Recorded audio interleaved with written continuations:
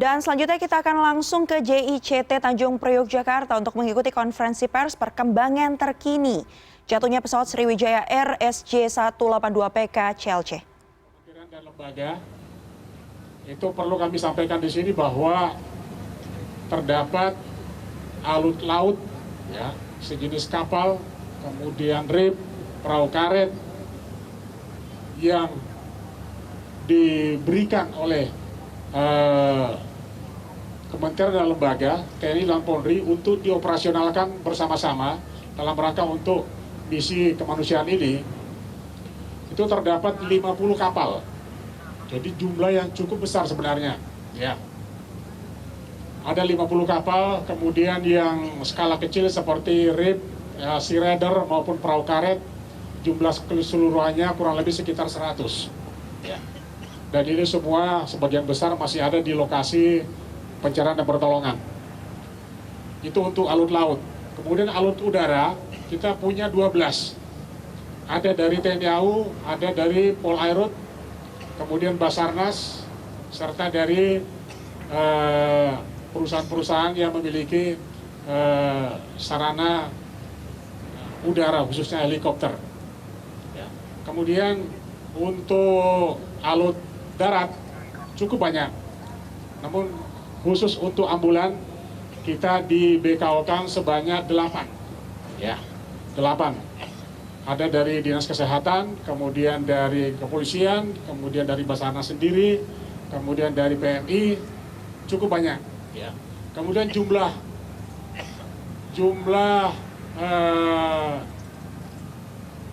manusia atau orang untuk mendaftarkan diri untuk ikut di dalam misi kemanusiaan ini seluruhnya adalah 2.123 orang yang meliputi awak kapal, awak pesawat, kemudian ada rescuer, kemudian ada penyelam, kemudian macam-macam, ya. Jadi seluruhnya ada 2.123 orang. Itu semua jumlah orang yang terlibat di dalam pencarian dan pertolongan untuk hari ini. Ya. Itu jumlah yang cukup besar menurut kami, termasuk alut, sehingga pelaksanaan kegiatan untuk hari ini, saya pikir inilah yang bisa kita lihat hasil dari pencarian tersebut. Kemudian rencana kegiatan yang kami lakukan pada hari ini, rencana operasi, saya membagi dalam 4 sektor. Jadi kami bagi dalam 4 sektor, sektor A, B, C, dan D. Masing-masing sektor itu kami bagi dari kapal-kapal yang mendaftarkan diri atau yang ikut terlibat untuk kita organisir, kemudian kita bagi di mana dalam masing-masing sektor tersebut ya kurang lebih dengan areal sekitar 2 nautical mile. 2 nautical mile. Dan itu kurang lebih sangat efektif untuk kita bisa mendapatkan hasil seperti yang kita lihat bersama-sama. Ya. Kemudian untuk besok pada prinsipnya sama pola operasi kita, apalagi seperti yang disampaikan oleh Menteri Perhubungan, Panglima TNI, Kabasarnas, bahwa para penyelam kita, kemudian kapal-kapal kita yang melaksanakan pencarian itu sudah menemukan, ya, tinggal mungkin lebih fokus kepada apa yang disampaikan tadi oleh Bapak Menteri untuk bisa menemukan kota hitam. Ya. Tetapi namun demikian tetap kita melakukan tugas-tugas apapun yang bisa kita lakukan, yang bisa kita ambil sebagai barang bukti, tetap kita melaksanakan. Ya. Kemudian untuk kegiatan hari ini bukan berarti bahwa jam 5 ini selesai. Sebagian besar alut kita masih ada di lokasi. Begitu juga tenaga-tenaga pencarian dan pertolongan kita masih ada di lokasi. Hanya mungkin yang kita batasi adalah penyelaman di bawah air, karena dengan kondisi gelap saya pikir tidak efektif untuk bisa kita melakukan pencarian di malam hari. Namun demikian, kapal-kapal kita yang memiliki kemampuan sonar untuk mendeteksi di bawah tetap itu melaksanakan kegiatan. untuk diketahui saja, karena tadi ada yang bertanya apakah setelah jam 5 ini selesai. Tidak. Kegiatan kita lakukan selama 24 hari. Hanya kita menyesuaikan dengan kondisi alam. Ketika itu gelap, tentu kita tidak mungkin bisa melaksanakan kegiatan penyelaman. Tetapi kapal-kapal kita tetap bisa melaksanakan kegiatan. Nah, itu yang perlu kami sampaikan kepada rekan-rekan media sekalian untuk dipahami bahwa kegiatan kita akan tetap berlanjut.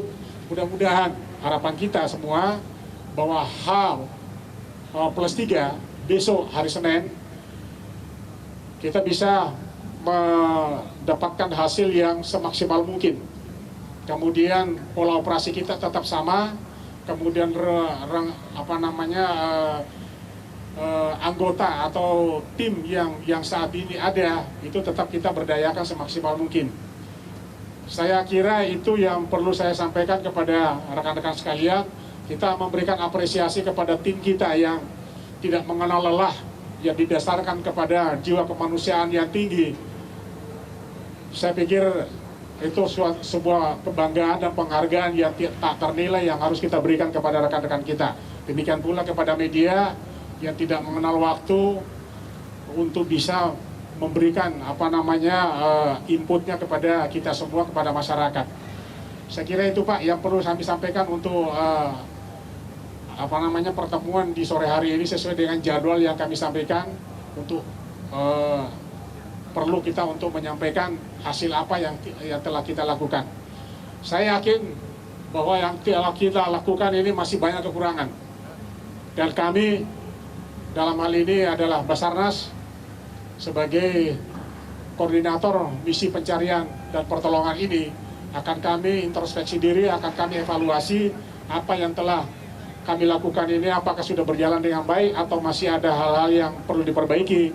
Sehingga harapan kami besok itu hal-hal yang masih kurang tersebut akan kita perbaiki, sehingga harapan kita operasi ini tidak terlalu lama karena kita memang sudah mengefektifkan kemaksimal mungkin dari potensi-potensi yang ada yang kita miliki sekarang ini untuk kita berdayakan, sehingga operasi ini akan segera bisa kita tuntaskan.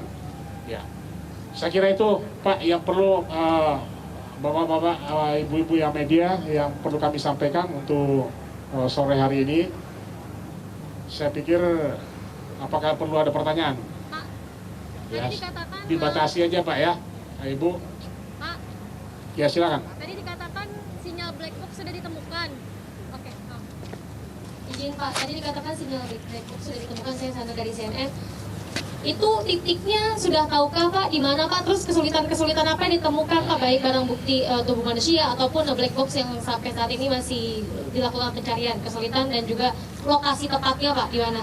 Mungkin untuk kami yang ada di posko ini tidak tahu persis terhadap kondisi yang ada di lapangan. Sehingga masih perlu kami mendalami apa yang disampaikan tadi Bapak Menteri bahwa sudah ditemukan. Tentu yang mengetahui persis tentang kondisi itu adalah tim yang ada di lapangan. Oleh karena itu saya mohon waktu untuk bisa mendalami lagi apa yang disampaikan oleh Bapak Menteri tadi. Saya pikir tidak bisa kami memberikan apakah kesulitannya dan sebagainya karena yang mengalami itu adalah yang ada di lapangan. Sementara kami yang ada di sini hanya untuk menjembatani apa yang telah ditemukan oleh tim kita yang ada di lapangan. Saya kira itu. Ya, silakan. Pak, saya Anya dari AFP, Pak. Mau tanya, Pak, kan sinyal black box sudah diketahui koordinatnya. Kalau dari Basarnas sendiri, apakah sudah punya perkiraan, Pak, kira-kira kapan black box-nya bisa berada di sini juga gitu, Pak? Apakah dalam waktu malam ini, atau besok pagi, atau mungkin butuh sehari lagi? Terima kasih. Mudah-mudahan saja malam ini. Harapan kita lebih cepat, lebih baik. Ya. Tetapi seperti yang saya sampaikan tadi bahwa kondisi malam seperti ini tentu menjadi sebuah hambatan bagi tim kita untuk bisa lebih mendalami penyelaman. Ya. Tapi harapan kita semua lebih cepat lebih baik. Ya. Saya kira itu.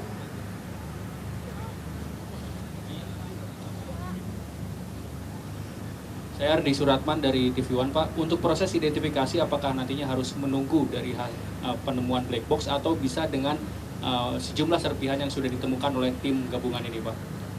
Kita sudah membagi tugas, ya, membagi tugas yang melaksanakan identifikasi itu adalah dari KNKT maupun DPI, ya. Jadi biarkan mereka yang melaksanakan tugas tersebut. Kami mungkin tidak punya kewenangan untuk bisa melakukan itu, termasuk untuk black box-nya, ya.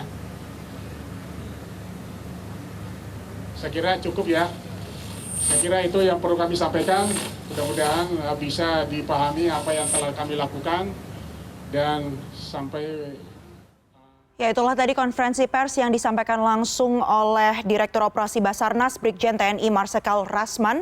Tadi menyampaikan beberapa poin-poin, diantaranya adalah follow up dari ditemukannya koordinat black box diharapkan dapat segera ditemukan black box-nya, kemudian juga dievakuasi dan dibawa ke JICT 2 Tanjung Priok, Jakarta Utara untuk kemudian bisa diidentifikasi oleh pihak-pihak terkait. Selain itu ditegaskan pula bahwa proses pencarian ini masih akan terus berlangsung selama 24 jam. Dengan menggunakan pencarian kapal yang dilengkapi dengan sonar. Sementara itu pencarian bawah laut melalui teknik penyelaman ini memang dihentikan pada pukul 5 sore. Baiklah, itu tadi konferensi pers yang disampaikan langsung oleh Direktur Operasi Basarnas Brigjen TNI Marsikal Rasman, dan kami sampaikan kembali kepada Anda bagi keluarga penumpang Sriwijaya Air yang jatuh di wilayah perairan Kepulauan Seribu dapat mencari informasi dengan menghubungi hotline Sriwijaya Air di nomor 021 8063 7817. Selain itu kami juga mengimbau kepada Anda untuk bisa menuju ke 3 posko yang ada di Bandara Soekarno-Hatta Tangerang, Banten, Bandara Supadio Pontianak, dan juga di Rumah Sakit Polri Kramat Jati dengan membawa data-data primer berupa sidik jari, foto profil gigi, dan juga DNA. Nanti bisa dilakukan tesnya di sana, ya, dan bisa juga memberikan data sekunder dan antemortem berupa informasi ciri khusus dari korban. Misalnya apakah kemudian pernah mengalami patah tulang, kemudian luka jahitan, ataupun mungkin informasi adanya tato pada tubuh korban tersebut. Karena memang data-data tersebut dibutuhkan untuk proses identifikasi. Dan kami akan hadir sesaat lagi. Untuk itu tetaplah bersama kami di CNN Indonesia Breaking News.